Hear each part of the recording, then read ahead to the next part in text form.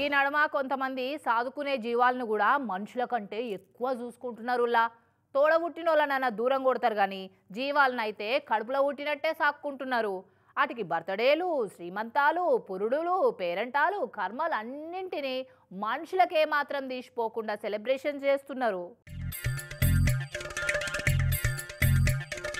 వాందో కుక్క బతుకు అని తిడతారు కానీ నిన్నీయాల కొంతమంది మనుషుల కంటే కుక్కల బతుకులైనా ఉన్నట్టున్నాయి కదా.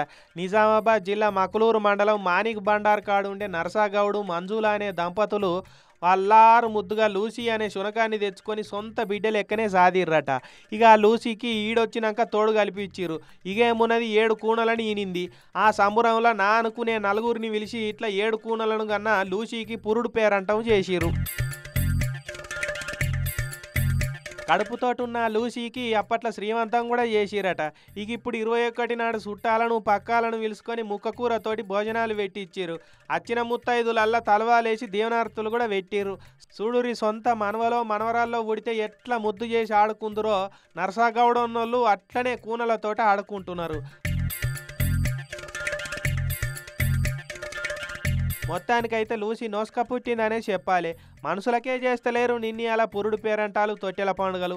అసొంటిది లూసీకి పురుడు పేరంటం చేసి పిల్లలను ఉయ్యాలలేసి ఓ వాయి అని జోలవాడి ఫంక్షన్ చేసుడంటే ఆ లూసీ మీద ఇంటోళ్లకు ఎంత పాయిరం ఉండాలి ఏం కథ.